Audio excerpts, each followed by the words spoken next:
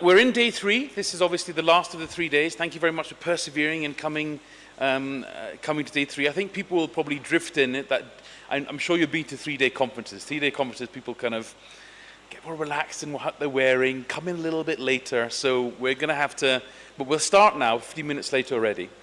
I wanted to, because we finished quite late yesterday, just give a few more remarks about yesterday before starting a discussion about today. So I think yesterday was a really, really good day. I thoroughly enjoyed it, and as I said yesterday evening, I sensed a lot of energy in the room. I've had quite a few bilateral conversations with participants after that, and I think that, and again, my sincere thanks to Kavita for her presentation and making things happen in terms of the work around this. But this was for us really important because it was our opportunity to get 70 or so external people to have a look at the framework, which is new, which is complicated to understand, but as Kavita said, actually in the end does simplify things, and just to do a kind of road test to see, is this feasible? Now, we're not fully there in terms of road test, obviously, because we're just starting. We're not fully there also in terms of road test, because what we had yesterday in terms of the worksheets was an understanding of how you'd go about trying to fill and complete the framework, but not the mechanics of how you would do so in terms of the modeling that would be required to achieve that. Okay?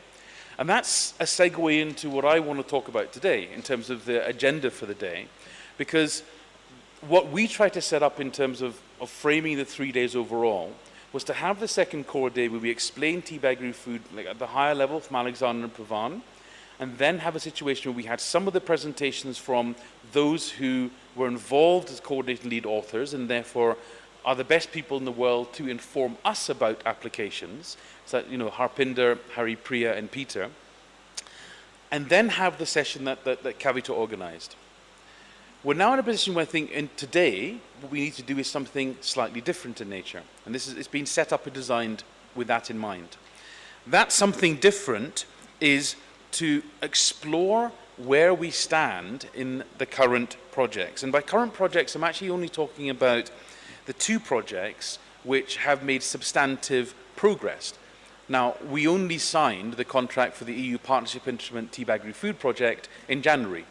Now, the fact that we have 5 out of 7 countries represented here who have gone through the training that we had, both on communications, but then also on what exactly the TEEBAgriFood framework is and how it can be applied, I think is brilliant.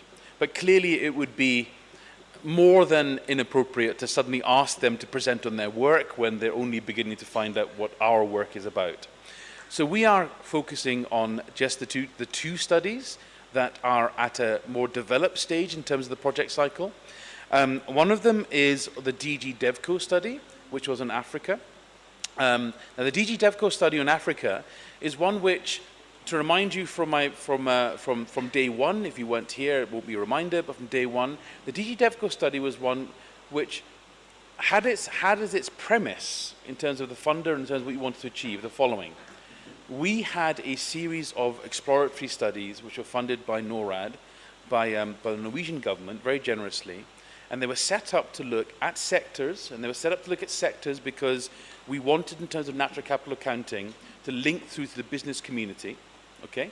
Business doesn't always think in terms of sectors, but it can be easier to think of sectors. Okay? So, for instance, we have the Natural Capital Coalition Food and Beverage Sector Guide. Okay? So it generally makes sense to think of sectors.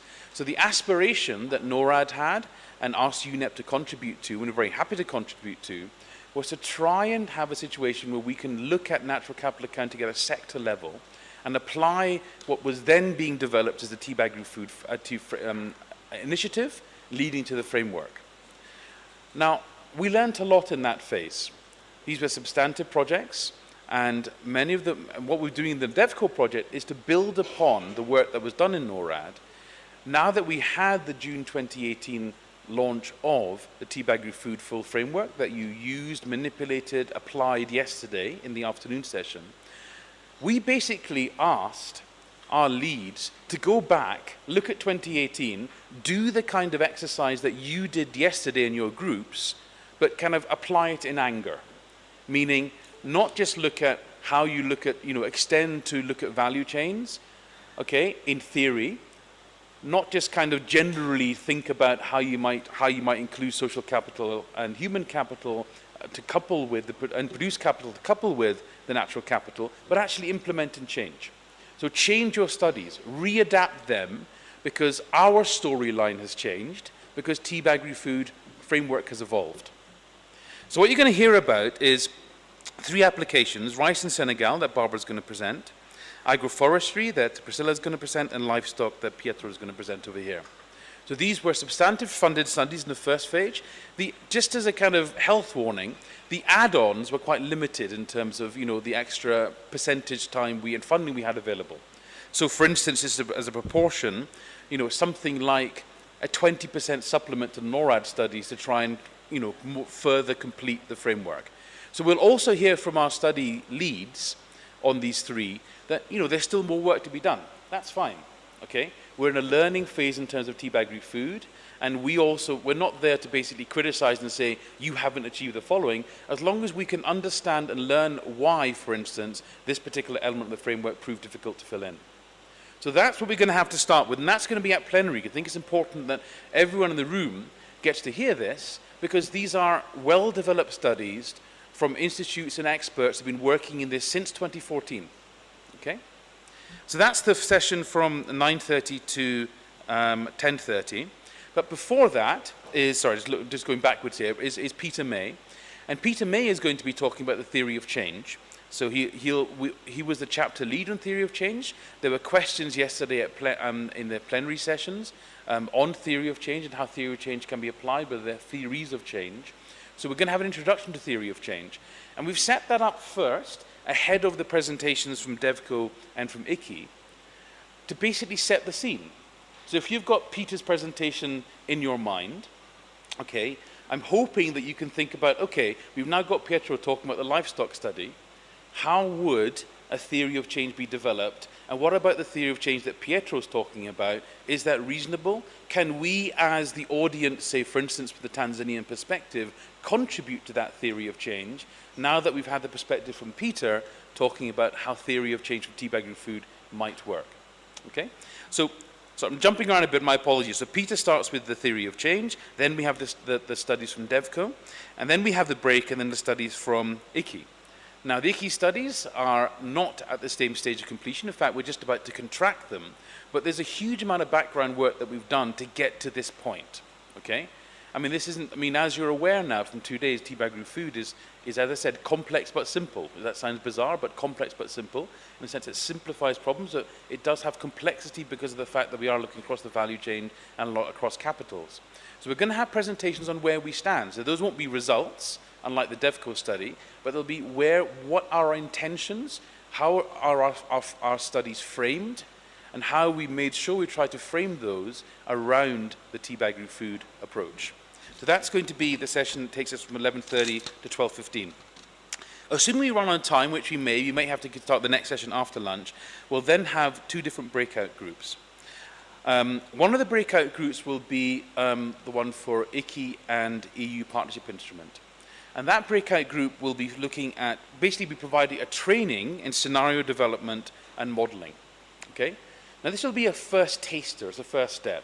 Many of you may well have attended, week-long sessions on particularly modeling, or in fact, 5 years of work on modeling or more, okay? So we're not going to give you modeling in inverted commas in a kind of nutshell, but why we thought this session was important and appropriate is really because we have been through in TEEB learning by doing ourselves. So when we had the EU-funded, what's called ENRTP project, which was a project in looking at applying TEEB country work, we found that the stakeholders, not just the stakeholders, but also research policy institutes, didn't have our version of what scenario analysis is, in our mind, wasn't the same as what scenario analysis meant to them. So what we're trying to do here, in terms of ICI and EUPI, is avoid a situation where we waste a lot of time because we don't understand each other in terms of what we mean by scenario analysis, okay? So there are very concrete steps in terms of the TEEB approach, the TEEB stick-step approach, which we follow in terms of scenario analysis, okay? It has to be driven by a policy question, and then from that we have to develop concrete scenarios that would be viable and may well occur were a policy intervention to take place. Okay? So as I said on day one, we can't, well, a first step is to say, yes, I'm interested in wetlands, but that isn't enough for us. We have to say where, how are you going to change them, what is the counterfactual, what would happen otherwise, what's business as usual, and then now, since it's a TEEBAgriFood, are we, in this example, allowing ourselves to look at the full gamut of changes that TEEBAgriFood ought to allow us to focus on. So for instance, in that case, we will be shifting away from a purely sectoral approach to try to at least, even if our rice study is in a particular location is on rice, we will, for instance, in Thailand, still have to look at the agricultural landscape in which that rice production takes place. Okay? So that understanding of what we mean by a scenario analysis and where I think a lot of the success of TEEB has come from in the last decade, because we've always started with a very pointed policy question. You know, valuation must be purposeful, okay? Because of that's what we want to do in this breakout group. We also want to have an introduction to some of the techniques that you can be using if you are trying to apply the framework. So for natural capital in particular, there's a invest training. So this won't actually be applying it per se, but just flagging some of the options available to you if you're trying to model changes in natural capital. Okay, so this is a Stanford University World Wildlife Fund for Nature tool, which has been quite commonly applied and applied by us as well, and also talking about the other types of capital as well, particularly the social capital aspect and how we can try to measure that. Because even in the studies we've had presented yesterday, that's proved a challenge. So we're not going to solve that problem, but just flag one of the two things that you can be looking at if you're trying to do a social capital analysis. That's one room. The other room is the DevCo room. And the reason we've got that split is because the DevCo studies are at completion. Okay, we literally have to submit the kind of final payment, it's okay, you have your money by the end of March. Okay, so in that sense, if we were to ask you to attend a scenario modeling session, we would have failed. Because hopefully you've done it, right? And you have done it, because I've read the reports that have come to me. So you have done it, but there's no point in you doing that. So the idea there in that second session is, and I'm particularly hoping that our participants and friends from Africa would be very keen to hear about the DevCo work, because this was the work which is very much focused on the African continent, to give your perspectives based on what Peter's going to tell you, but it's based on your own understanding of what's happening in your country, to give us some guidance as to how the work that we're doing in these DevCo studies, okay, can be further mainstreamed, all right? So we're looking for you to guide us through how that can happen, for us to write that up, provide that back first to our sponsor, the EU, DG DevCo, but then beyond that to the wider TEEB community. Because we obviously, as I said in day one, and also day two, need to move to implementation. It's one thing to have the study, but if the study isn't impactful, doesn't make a change, then it's a desk study which is in essence useless. It's not useless in the sense that it becomes part of the canon of TEEBAgriFood, we can learn from it, but in terms of making changes to livelihood, making changes to conservation outcomes, that is our goal, because in the end, everyone who works in TEEB, that's what we're driven to do. Okay? So I'd very much encourage those who are friends from the African continent. If you're interested in attending the ICI training, ICI EU training, by all means do so. Okay? And it is also the case, obviously, that Kenya and Tanzania are two other ICI countries. So I don't want a kind of wholesale shift over. Decide what you want to do. Let's have representation, some representation at least in the DevCo breakout, so we can talk about how we actually take this work forward. And my colleague Dustin will be leading that discussion for the second break, for the alternative breakout. That project breakout structure continues basically until we reconvene at plenary at the end of the day at hopefully about 5:30. Just before lunch, we'll get together and have a group photo. So we'll just come into the rooms, your breakout rooms, and ask you to join us, and we'll have a group photo. But we'll come together then at 5:30 to have closing remarks from Alexander and Pavan. Any questions that make sense in terms of the structure of the day?